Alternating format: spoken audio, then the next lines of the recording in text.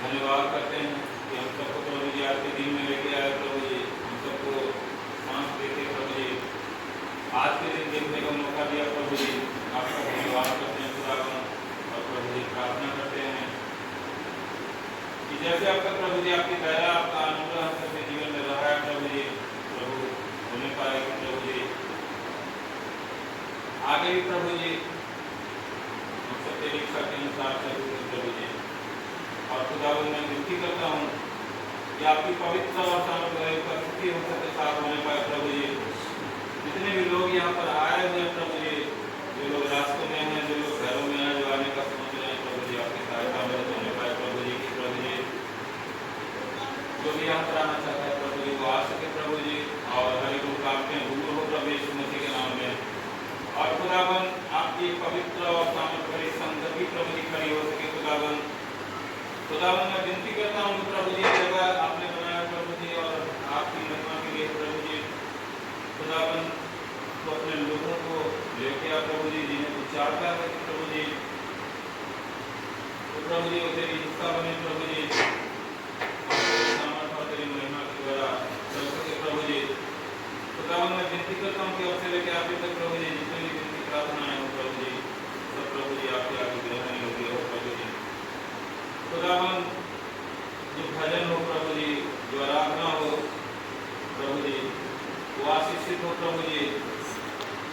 और प्रभु जी मैं विनती करता हूँ कि जिनको भी आपने मौका दिया है प्रभु जी, उस पर आपकी सामर्थ्य हो प्रभु जी, आपकी पवित्र आत्मा हो प्रभु जी, कि आपकी आत्मा सच्चाई से प्रभु जी आपकी महिमा होने पाए प्रभु जी।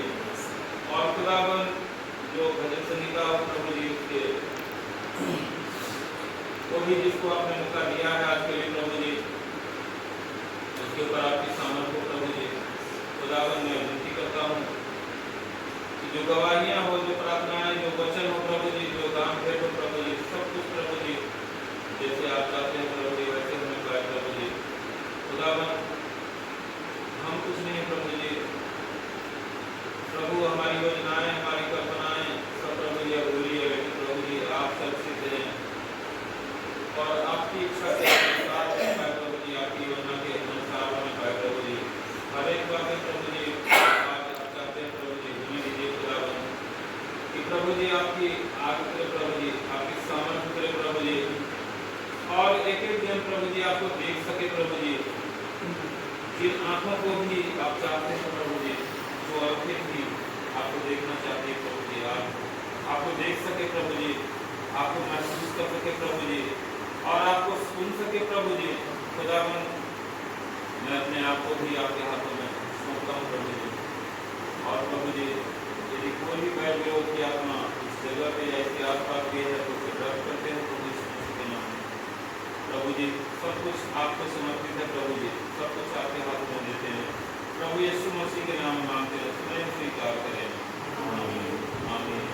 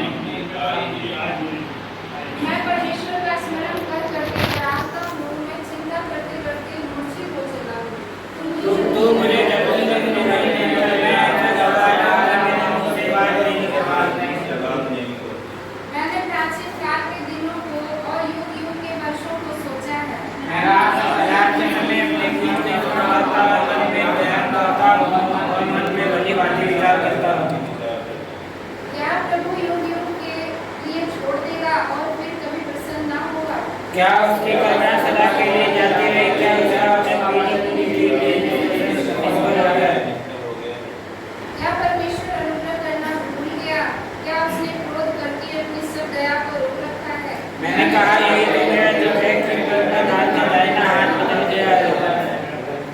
मैं याकूब के बड़े कामों की चर्चा करूंगा। निश्चय मैं तेरे प्राचीन काल वाले अद्भुत कामों का स्मरण करूंगा। मैं तेरे सब कामों का ध्यान करूंगा और तेरे बड़े कामों को सोचूंगा। हे परमेश्वर, तेरी गति पवित्रता की है। कौन सा देवता परमेश्वर के तुल्य बड़ा है? अद्भुत काम करने वाला परमेश्वर तू ही है, कहने तेरे लोगों में अपनी शक्ति प्रकट की है। तूने अपने पूर्वज से अपनी प्रजा याकूब और यूसुफ के वंश को छुड़ा लिया है। हे परमेश्वर, समुद्र ने तुझे देखा, समुद्र तुझे देखकर डर गया, तेरा सागर भी कांप उठा।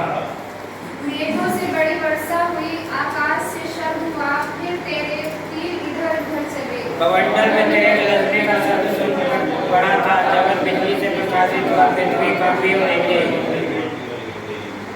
तेरा मार्ग समुद्र में है और तेरा रास्ता गहरे जल में हुआ, और तेरे पाँव के चिन्ह मालूम नहीं होते। तूने मुझे और हारों के द्वारा अपनी प्रजा की अगुवाई मेरे शिक्षित की है।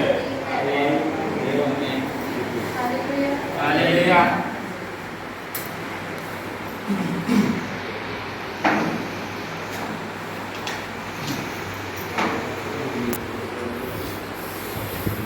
सबको जय मसीह की। जय मसीह की।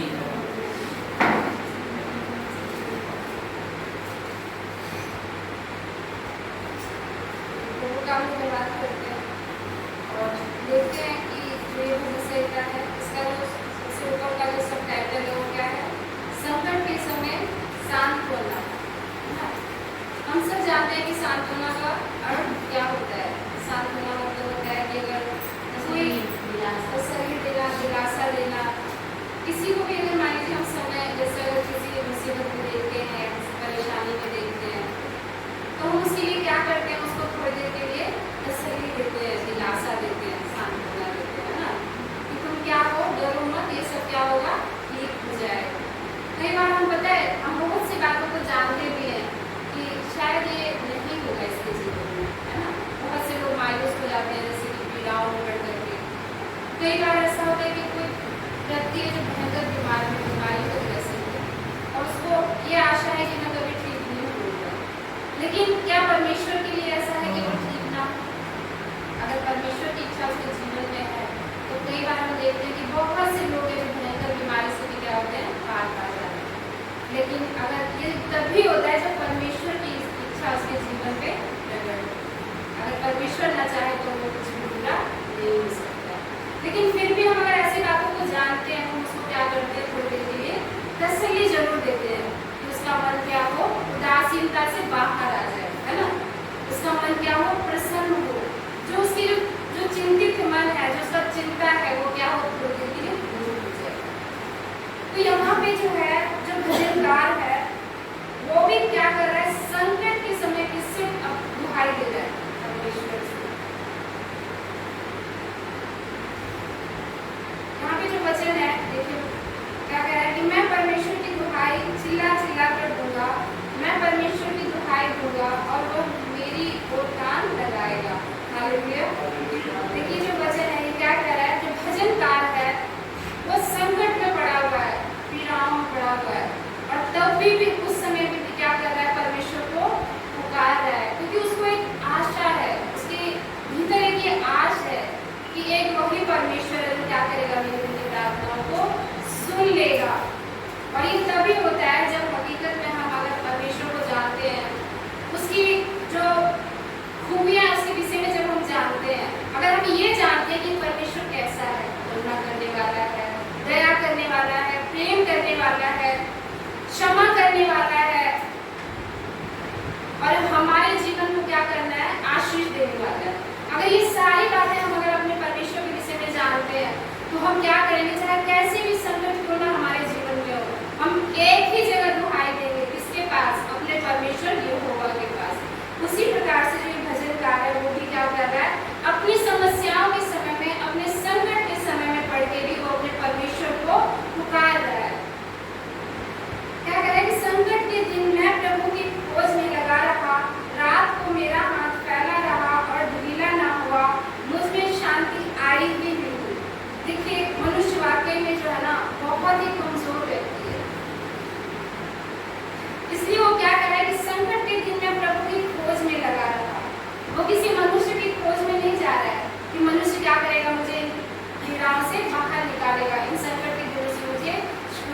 देगा। इसीलिए उसको ये आशा है कि मैं संकट के दिन में किसे खोजूं, अपने परमेश्वर को खोजूं।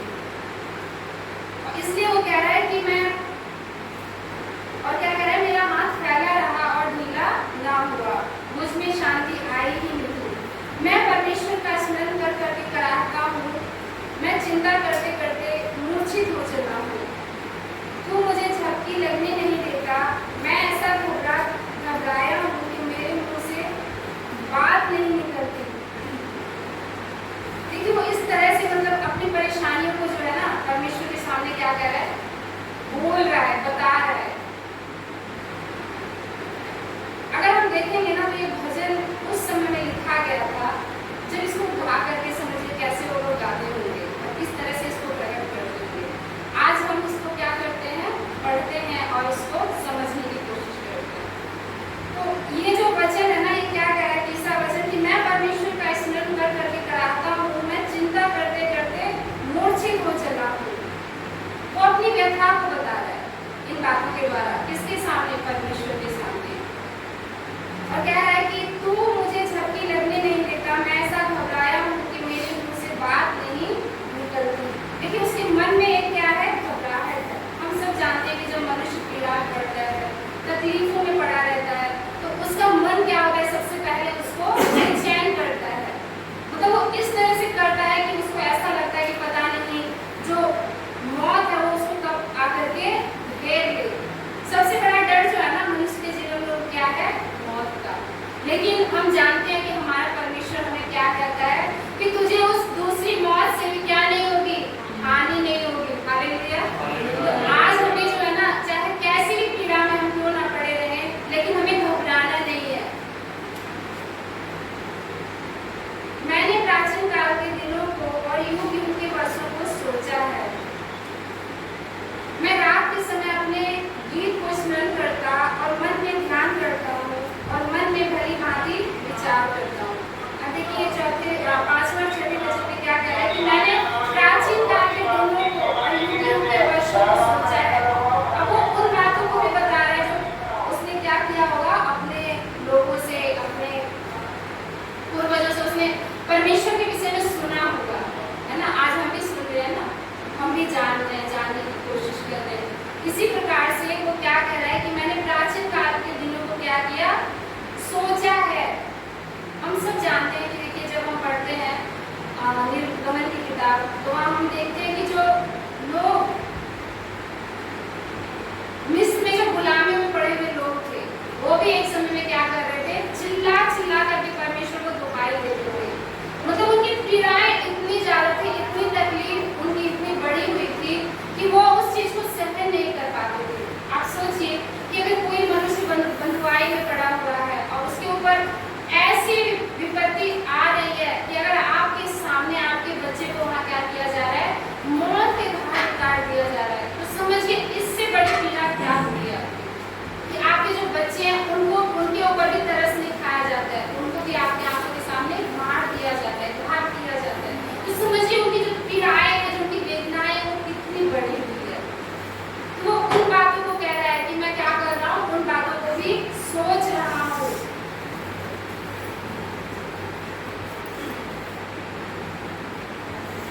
और क्या कह रहा है कि मैं रात के समय अपने गीत को स्मरण करता और मन में ध्यान करता हूँ और मन में भली भांति विचार करता हूँ। तो उन तमाम बातों को विचारता भी है जो परमेश्वर ने उससे पहले उसके लोगों के जीवन में क्या किया है।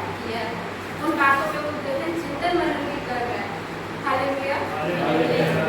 क्या प्रभु युग युग के लिए छोड़ देगा और फिर कभी प्रसन्न ना होगा? अब यहाँ पे क्वेश्चन मार्क भी है इसके उसके मन में। जैसे हम जानते हैं ना कि हमारे मन में जब हम तो बहुत से छोटे से पीड़ाओं को नहीं सह पाते हैं। अगर आज हम देखें तो अगर हमारे जीवन में अगर 2 दिन का अगर सिर्फ छोटा सा बुखार आ जाता है ना, और जब वो नहीं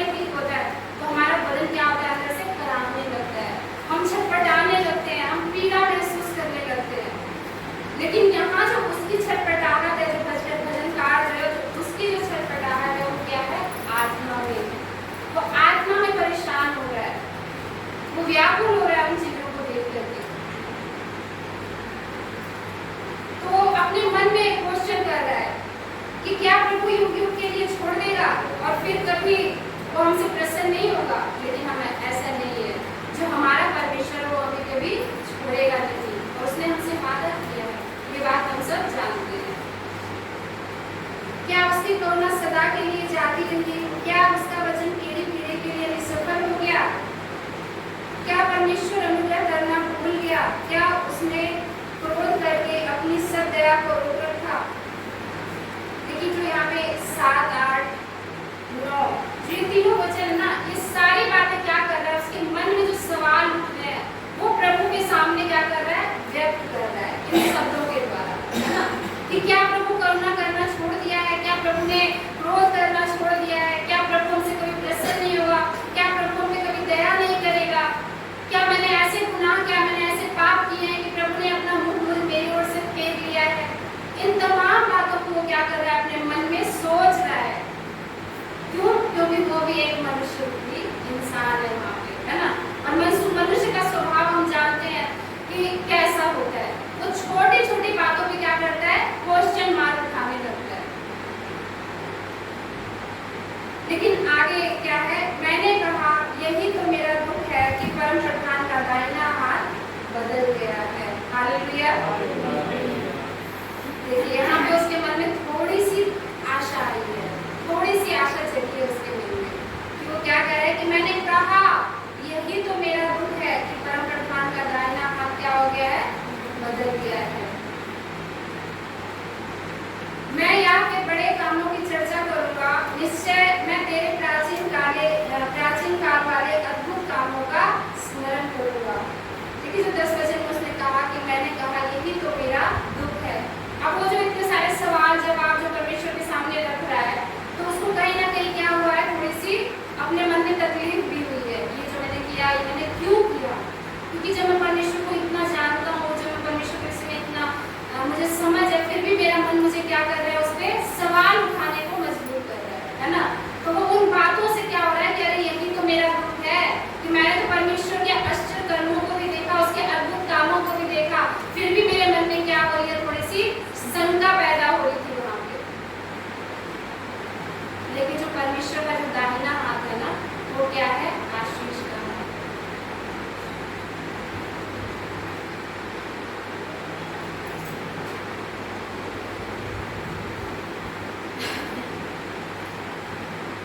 मैं तेरे सब कामों पर ध्यान करूंगा और तेरे बड़े कामों को सोचूंगा। हे परमेश्वर, तेरी गति पवित्रता की है, कौन सा देवता परमेश्वर के तुल्य बड़ा है। क्योंकि यहाँ जो 12 वचन है वो क्या कह रहे हैं कि मैं तेरे सब कामों पर ध्यान करूंगा और तेरे बड़े कामों को सोचूंगा। हालेलुया। अब वो यहाँ पे स्थिर हो गया है और अब कह रहा है कि प्रभु खुदावन जो तूने बड़े बड़े काम किए, जो अद्भुत काम किए हैं, उनको वो क्या करेगा, ध्यान करेगा। और जो उसके बड़े बड़े जो काम हुए उसके विषय में वो क्या करेगा, थोड़ा सा सोच विचार भी करेगा। बड़े बड़े क्या काम क्या है, देखिए अगर हम उत्पत्ति से लेकर के और जब हम देखेंगे निर्गमन और उसके आगे की जो भी, जब उसके जो परमेश्वर के लोग जब आते हैं बुलावे में, तो हम सब जानते हैं कि परमेश्वर के जो आश्चर्य कर्म वो क्या है।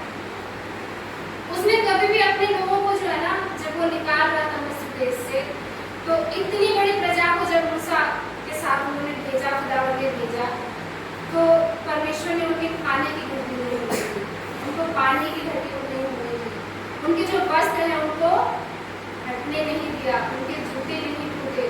यहाँ तक कि देखिए जब फिरौन का जो सेना था, जब उसका पीछा कर रही थी उस प्रजा की, वहाँ पे भी सबसे बड़ा अगर हम देखेंगे तो एक लाल समुद्र के विषय में भी हम पढ़ते हैं कि देखिए जो लाल समुद्र अड़ा हुआ था और उतना बड़ा लाल समुद्र जो है उसमें क्या था, पानी था, उससे कैसे ये लोग पार होते। लेकिन परमेश्वर ने वहाँ पे भी अपने लोगों को आश्चर्य कर्म क्या करके दिखाया है कि परमेश्वर जैसे ही मूसा ने उस पर लाठी बढ़ाई, समुद्र का जो पानी था वो 2 भागों में हो गया और जो परमेश्वर की जो प्रजा थी वो सूखे सूखे पार हो गई। तो ये सारे जितने भी काम है ना, वो परमेश्वर के क्या है, अद्भुत काम ही है। और देखेंगे हम कि जब परमेश्वर अपने लोगों को वहां से निकालने पे था, तो सिर्फ उसने अपने ही लोगों को नहीं, बल्कि जो बैरी थे उसके, जो फिरौन के जो लोग थे, उसको भी उन्होंने दिखाया कि वो परमेश्वर कैसा अद्भुत काम करने वाला है। देखिए एक ही जगह पे जब हम देखते हैं कि इजराइलियों के बच्चे क्या होते हैं, बच जाते हैं, लेकिन जो इधर के जो मिस्र के जो लोग होते हैं वो क्या होते हैं, मारे जाते हैं। विपत्तियां डाली जाती है और ये सब क्यों डाली जाती है, सब किस लिए डाली जाती है कि उस परमेश्वर के आश्चर्य कर्म क्या हो युगों युगों तक याद किए जाए। आज भी हम याद करते हैं इन बातों को, अभी भी हम स्मरण कर रहे हैं इन बातों को, और जो हमारे आगे आने वाली जो पीढ़ी होगी उनके सामने भी हम क्या करेंगे, इन चीजों को बताएंगे, सुनाएंगे कि वो परमेश्वर कैसा अद्भुत काम करने वाला परमेश्वर है। इसीलिए वो कह रहा है कि मैं तेरे सब कामों पर ध्यान करूंगा और तेरे बड़े बड़े कामों को क्या करूंगा, सोचूंगा। हे परमेश्वर तेरी गति पवित्रता की है, कौन सा देवता परमेश्वर के तुल्य बड़ा है। ये सच्चाई है कि हमारा परमेश्वर जो इस सृष्टि का मालिक है उसके सामने कोई भी उसके तुल्य नहीं है। अद्भुत काम करने वाला परमेश्वर तू ही है। तूने देश देश के लोगों पर अपनी शक्ति प्रकट की। तूने अपने बुजुर्ग से अपनी प्रजा याकूब और यूसुफ के वंश को छुड़ा लिया। हालेलुया। देखिए यहाँ पे जो 14 वचन में क्या कह रहा है कि अद्भुत काम करने वाला परमेश्वर केवल कौन है, तू ही है। तूने देश देश के लोगों पर अपनी शक्ति प्रकट की है। हम सब जानते हैं कि जब परमेश्वर की जो प्रजा थी, देखिए ऐसा नहीं है कि परमेश्वर जो है ना,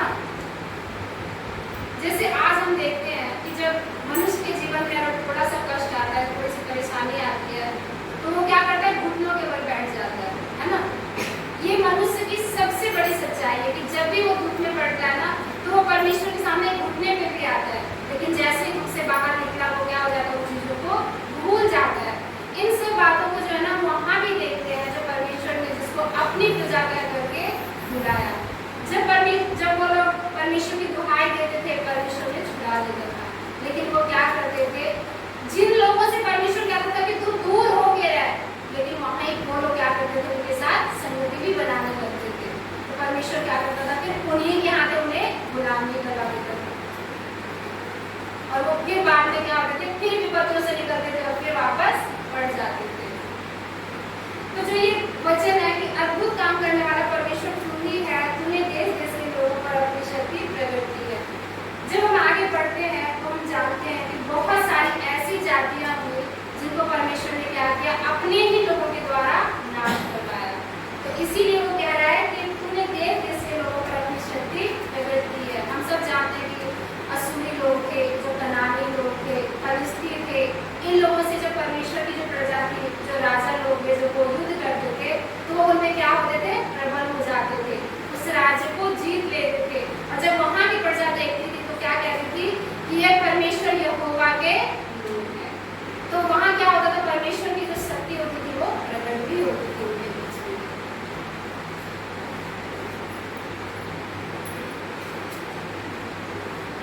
हे परमेश्वर, समुद्र ने तुझे देखा, समुद्र तुझे देखकर डर गया, गहरा सागर भी कांप उठा।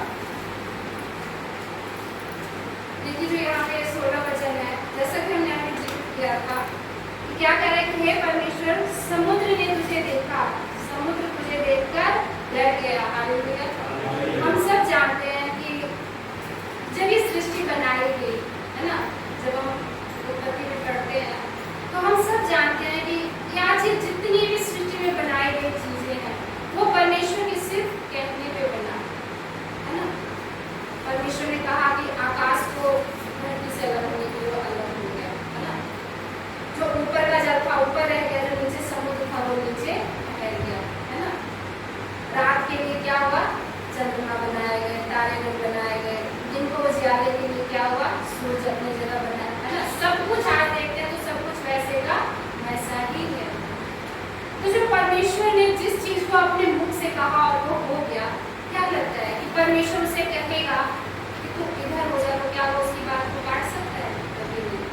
अभी हमने थोड़ी देर पहले जिक्र किया था लाल समुद्र का, है ना, कि किस तरह से परमेश्वर के लोगों के लिए जो समुद्र अड़ा हुआ था वो अपने रास्ते को क्या किया, बदल देता है, और जो परमेश्वर की प्रजा होती है वो क्या होती है, पार हो जाती है। तो इससे हम जानते हैं कि जो परमेश्वर है ना, उसका कहना जो है ना, इस सृष्टि की हर एक चीज मानती है। हालेलुया।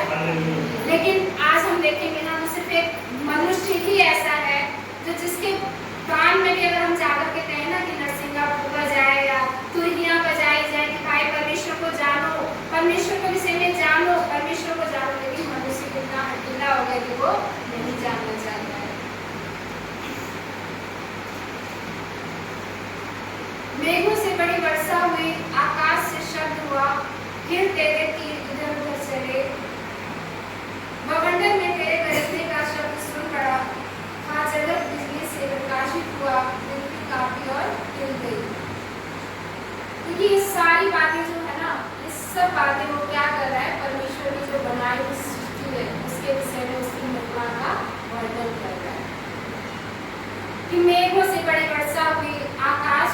बंद हुआ। बवंडर में तेरे गरजने का शब्द सुन करता था, जगत बिजली से प्रकाशित हुआ, पृथ्वी कांपी और हिल गई। आज भी होता है ना, जिसे हम कहते हैं कि ये क्या है, ये तो प्रकृति की ओर से है।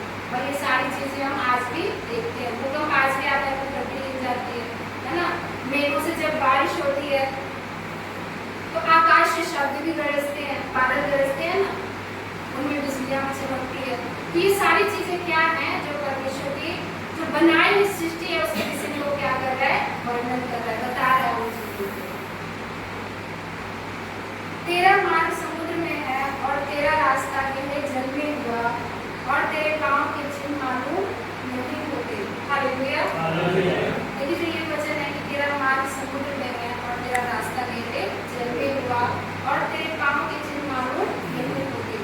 तो ये जो वचन है ना, अगर हम देखेंगे तो निर्गमन में हम पढ़ते हैं कि जब यहोवा परमेश्वर मूसा के द्वारा अपने लोगों को लेकर के जा रहा था, तो आपको वहाँ पे ये देखने को मिलेगा कि दिन में जब वो लोग प्रस्थान करते थे तो जब परमेश्वर के जो वो दूत थे वो उनको रास्ता दिखाते थे, तो वो क्या करते थे, बादल के खंभे से होकर के चलते थे, है ना।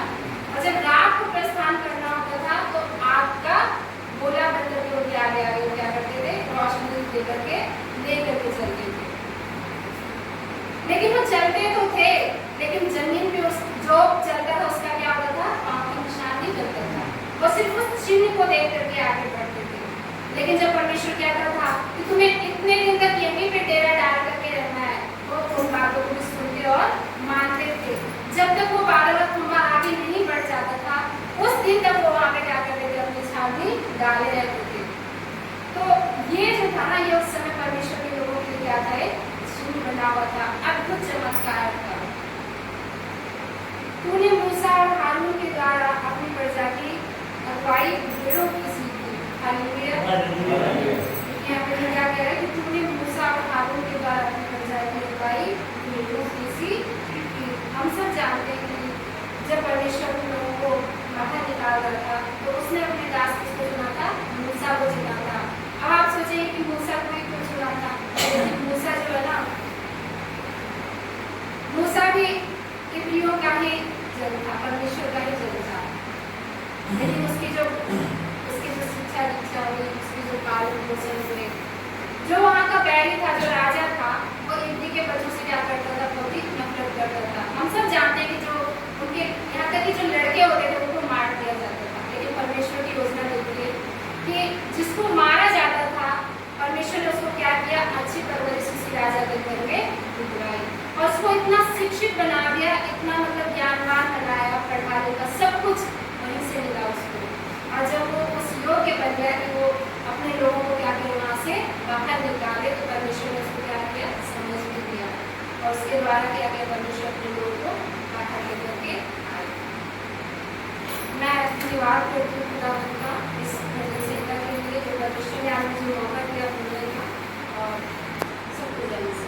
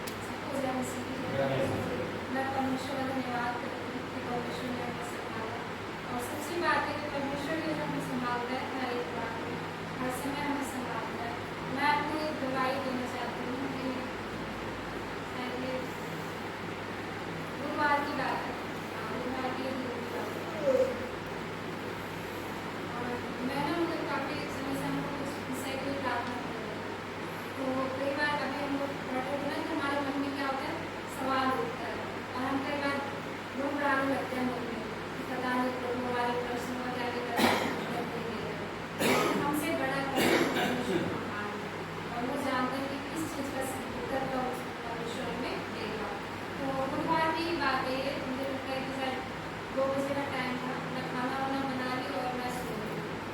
मतलब ऐसे मैं सोती नहीं हूँ कभी भी, लेकिन उस दिन पता नहीं मुझे क्या था, बहुत थकान अपने आप को महसूस कर रही थी, मैं सो गई थी। मैं बिस्तर पे ऐसे सो गई थी, तो मेरे आँख खुले हुए थे, तो मुझे लगा सरानी भी स्कूल से आई थी। तो ये और वैष्णवी के दोनों मिलकर ये कह रही है कि दीदी हम सो रही है कि जा रही है, दोनों जगह। तो वो कह रही है चुप हो जाना, नींद आ जाएगा तो सो रही होंगी, मैं तो जा रही थी तो तुमको क्या है, चुप।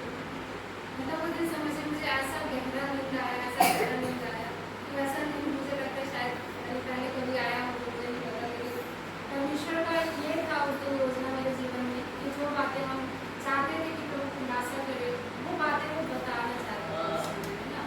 तो मैं सपने में देखी कि जैसे हम सब जानते हैं कि हमारे जो पूर्वज हैं वो देवी देवताओं की पूजा करते हैं, है ना। तो वो उनके नाम भी रखते हैं, तो हम सब भी उनके नाम जानते हैं कई बार।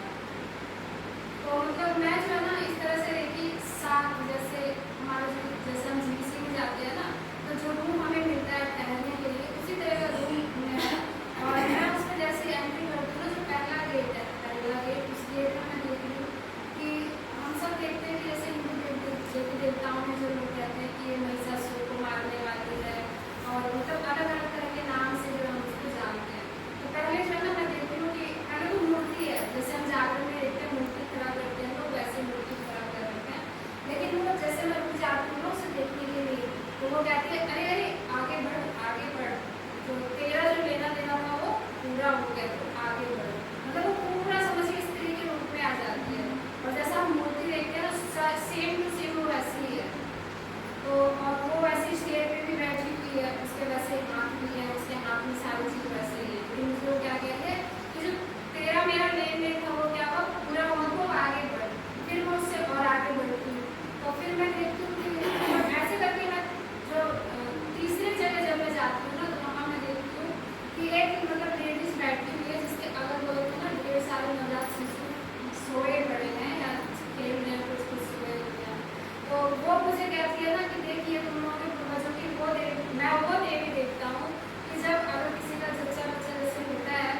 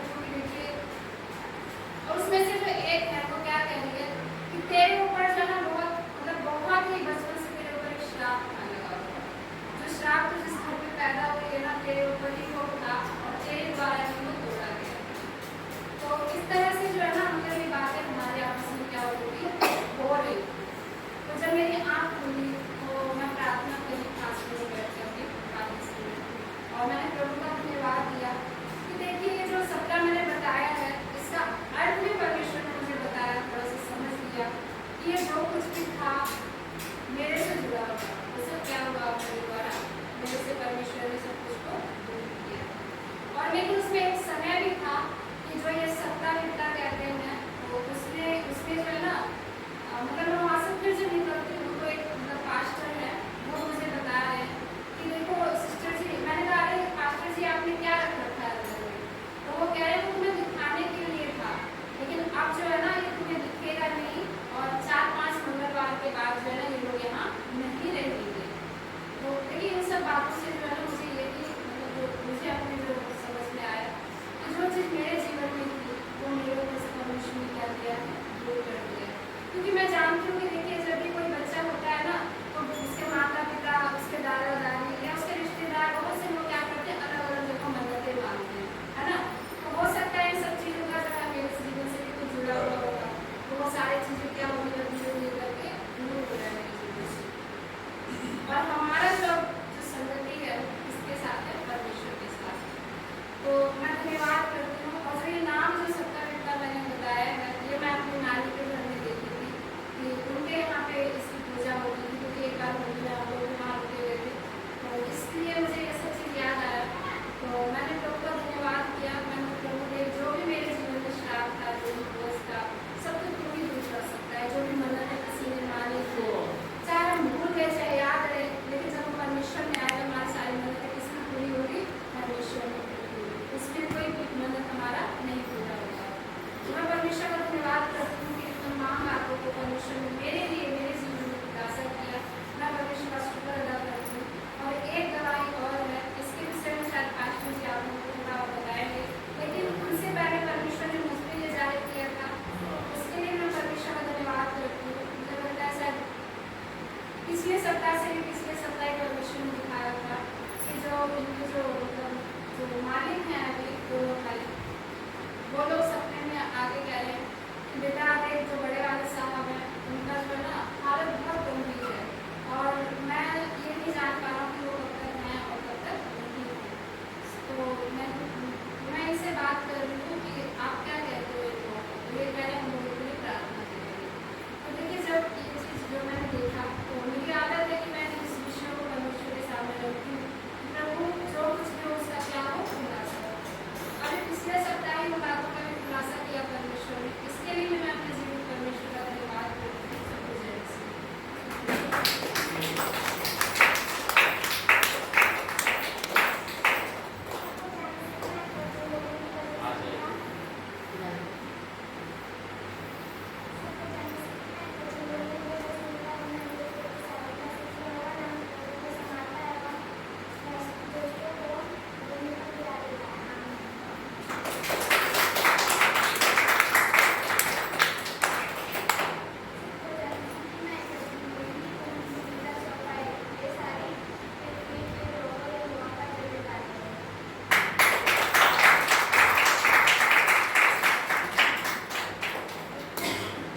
और कोई गवाही?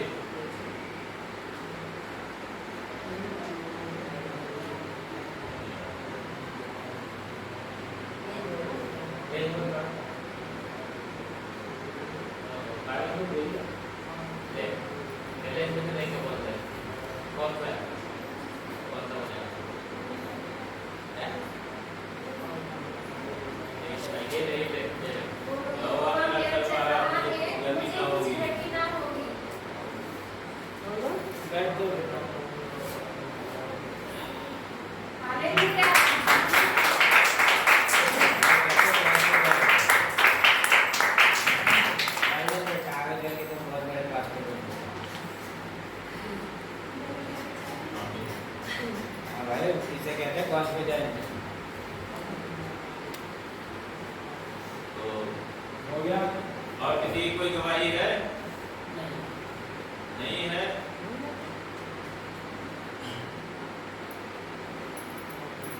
आइए फिर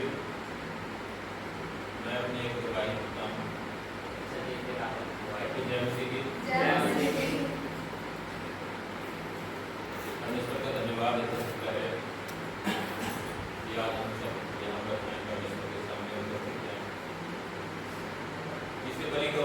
हमारे लिए और कोई नहीं है, क्योंकि हम जानते हैं जो भी बातें कही गई है, जो भी बातें हमने सुना है, तो सब बातें इसीलिए हो पा रहा है क्योंकि परमेश्वर ने हमें जिंदा रखा हुआ है।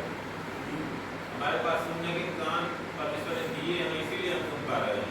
अगर ये कान हमारे पास ना हो या छिप जाए तो आप सोचो कि क्या हम कभी सुन पाएंगे? आप सोचो कि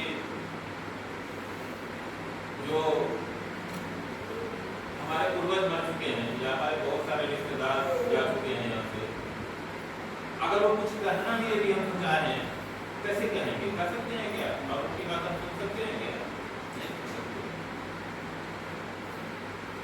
तो परमेश्वर का धन्यवाद है सबसे पहले कि हम सब जीवित हैं, हमारे कान जीवित हैं, हमारे आँखें जीवित है, हमारा दिमाग जीवित है, कि हम सब कुछ देख रहे हैं, सुन रहे हैं, महसूस कर रहे हैं।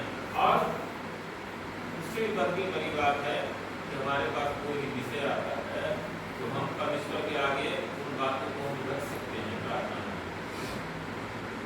और हम चीजों को बदलने के लिए अपना योगदान दे सकते हैं, है ना? तो सबसे बड़ी जो गवाही है वो यही है। और गवाहियाँ 2-3 है सब जगह, लेकिन मैं अभी उसको जो फाइनल समझ नहीं पा रहा हूँ, इसलिए मैं ज़्यादा उस विषय में नहीं बोलूँगा। लेकिन जो इन्होंने कहा है, जो गवाही दी है, तो मैं इस विषय में बताना चाहता हूँ कि ये जब इन्होंने देखा था, जो मुझे बताया, तो बाकी बातें तो देखो, इतने दिन से आज 12 साल हो गए उस कंपनी में काम करते हुए, और संजोग से सिर्फ कंपनी में ही काम नहीं करते रहे हैं हम, साइडों का तो अलग है, जो भी साइड में अंदर रहा उसको भी एक देखना पड़ता है। तो मान लो हमारा एक जॉब का पार्ट है, लेकिन हमारे दफ्तर में क्या होता है, कंपनी के दफ्तर में, वो भी मैंने नजदीक से देखा है और देखता हूँ। उसके बाद इनके घरों में भी हमारा जो मालिक दोनों भाई हैं, दोनों भाइयों के घरों में बहुत करीब से जाना आना रहा है, और हर एक ओकेजन में बुलाते रहे हैं। और छोटे वाले जो हैं वो वैसे भी उनकी आदत है कि जब भी कुछ बात होता था तो बुलाते थे, और यदि उनके पास समय होता तो बैठा के जो बहुत सारी बातें करते रहते। तो मैंने करीब से देखा है सब चीज़ों को, इसलिए उनका जो संबंध है ना, जो रिलेशन है, वो मुझे पता है। तो ये बात तो हम वैसे भी बात करते रहते हैं कि जो बड़े वाले मालिक हैं वो जब तक सही सलामत है तब तक कंपनी चल रहा है, जिस दिन उनको कुछ हो गया तो कंपनी बंद हो जाएगी, छोटे वाले चला नहीं पाएंगे। तो ये बात परमेश्वर ने इनको दिखाया। उस समय मुझे ये तो लगा कि परमेश्वर ने जब दिखाया है तो निश्चित रूप से कुछ बात है, कभी दिखाया है, लेकिन वो क्या बात है, ये बात भी इसका मतलब है कि बड़े वाले को जो है कुछ दिक्कत है, परेशानी है। लेकिन बृहस्पतिवार की बात है, नहीं बुधवार की ही बात है। बुधवार को जो इन्होंने देखा शाम में, शायद मेरे पास रात में फोन आया था कि कल यहाँ राजीव गांधी हॉस्पिटल में ना सुबह में आ जाना, मैं कितने बजे आना है मैं फोन करूँगा, तो कितना देर लगेगा तुझे आने। और कैसे और बातें हुई तो मैं बोला जो सर मुझे तो आप जहाँ करोगे मैं खड़ा करूँगा, तो बोले बेटा मुझे पता है, इसलिए तो तुझसे कर रहा हूँ, तो कितने बजे आना है ना, तुझे सुबह में फोन करूँगा, तो मेरे साथ का कभी दो जगह खड़ा हो। तब कैंसर हॉस्पिटल में कोई क्यों दिखाएगा, तो एक पार्टिकुलर हॉस्पिटल है एक ही चीज़ के लिए। तब मुझे समझ में आया कि ये जो सपना जो था ना, ये कोई गंभीर विषय के लिए ही था। तो हालांकि हमने प्रार्थना भी किया, और प्रार्थना तो करते ही रहते हैं, जब भी प्रार्थना करते हैं तो करते ही हैं। फिर हम सुबह जब गए तो देखे ओपीडी में जो है कार्ड वगैरह मंगवाए, तो गए कि खाने के लिए मुझे बोले कि बेटा दूध उसको पैसे वैसे देने थे, तो कुछ पैसे लिए, कुछ पैसे जो है तो बोले कि मुझे ऑफिस में नहीं देना है, तो ये पैसे रख ले और वो ऑफिस में चला जाते, बिल का क्या होगा, बना कि नहीं बना, कैसे कहाँ क्या पूछा, तो वहीं पे गिरा लगा। तो मैं बोला ठीक है सर, तो मैं अपना ऑफिस चला गया, तब जाकर मुझे समझ में आया जो हो रहा है। तो ये भी विषय है हम लोग के लिए प्रार्थना का, तो हम इसके लिए प्रार्थना करना है हमें। और प्रार्थना के विषय में जैसे देखो आपका जो है ना, उसके विषय में अभी तक मुझे जो समझ में आया है, जो परमेश्वर ने समझ दिया है, उसके अनुसार मैं ये कर सकता हूँ कि देखिए प्रार्थना हम किसी के लिए कर सकते हैं, कोई इसमें समस्या नहीं है, लेकिन उसको ये पता भी होना चाहिए कि हम उसके लिए प्रार्थना कर रहे हैं, या कोई हमसे जुड़ा हुआ है या चाहे नहीं भी जुड़ा हुआ है। यदि परमेश्वर हमें उसका नाम बताता है, चाहे हम उसको नहीं भी जानते, बहुत बार ऐसा होता है जो हम जानते तक नहीं है कि कौन है। मान लो सुनील का नाम आ गया तो हमारे कान में गूंज रहा है सुनील का नाम, या स्वप्न में ही हमें जो है ना वो नाम आया हमारे सामने, सुनाया गया हमें नाम, हम नहीं जानते सुनील को है, तो उसके लिए हमें प्रार्थना करना है। या कोई उस तरह से जो है कोई चेहरा दिखाया जाता है, तो उसके लिए भी हमें प्रार्थना करना है। पहला नंबर ये है। दूसरी बात ये है कि यदि कोई हमें ये कहता है कि मेरे लिए आप प्रार्थना करिए, तो इसका मतलब ये है कि वो प्रार्थना को जानता है कि प्रार्थना दरअसल में होता क्या है, तो हम उसके लिए प्रार्थना कर सकते हैं। दिक्कत तब आती है, ये प्रैक्टिकल बात बता रहा हूँ, ये बहुत बार हम गवाही दे चुके हैं, इसलिए मैं फिर से गवाही नहीं करना चाहता हूँ उसको। ये हम लोगों ने जो देखा है यहाँ पर प्रैक्टिकली, कि बहुत से ऐसे लोग होते हैं कि हमको अपना प्रेम के कारण जो है ना चाहते हैं कि परमेश्वर उनको दया करे और ठीक हो जाए, तो हम उसके लिए प्रार्थना करते हैं, लेकिन उसका मन जो है ना कहीं और पूरी तरह से लगा हुआ होता है। और परमेश्वर यदि हम पर अनुग्रह करे, तो परमेश्वर के लिए तो हम सब जानते हैं कि कोई भी काम कठिन नहीं है, एक पल में चाहे तो सारी परेशानियां दूर कर सकता है। लेकिन उसके बाद क्या होता है कि वो जा करके यदि किसी और को धन्यवाद करता है, आप जरा गौर से समझना बात हो, यदि वो किसी और को धन्यवाद करने के लिए जाता है, इन फसलों को, रोटियों को, या कहीं वैसे जगह पर जहाँ मान लो परमेश्वर को धन्यवाद नहीं करता है, जिसने वास्तव में उसके जीवन में काम किया है, तो ऐसे परिस्थिति में जो है ना वो मार जो है ना हमारे ऊपर पड़ता है, उसका भार हमारे ऊपर आता है, और वो भार जो है ना बहुत ज्यादा भारी होता है, वो भार उठाने लायक नहीं होता है। तो इसलिए जो है ना ये सब चीजें हमें देख समझ के प्रार्थना करना चाहिए। प्रार्थना करना हमारा काम है। अब जैसे हम देश के लिए प्रार्थना करते हैं, तो देश में तो सभी हैं, गैर विश्वासी हैं, विश्वासी हैं, बहुत ज्यादा विश्वासी हैं, पासवान हैं, सब हैं। देश के लिए करते हैं तो एक सामूहिक प्रार्थना हम करते हैं, उसमें किसी के पार्टिकुलर नाम लेके नहीं करते हैं, लेकिन बाकायदा यदि किसी के नाम लेके हम प्रार्थना करते हैं, किसी विषय के लिए प्रार्थना करते हैं, तो वो एक अलग बात है। तो मैं परमेश्वर का धन्यवाद करता हूँ इन बातों के लिए, और मैं इन तमाम बातों के लिए जो भी प्रार्थना में से रखे गए हैं, उन सब के लिए मैं भाई बिट्टू जी को बोलता हूँ। ये तमाम विषय जो अभी आपने सुने हैं, उन सब के लिए आप प्रार्थना करें, और हम सब उनके साथ हम प्रार्थना करेंगे, सब मिल के प्रार्थना करेंगे। थोड़ी देर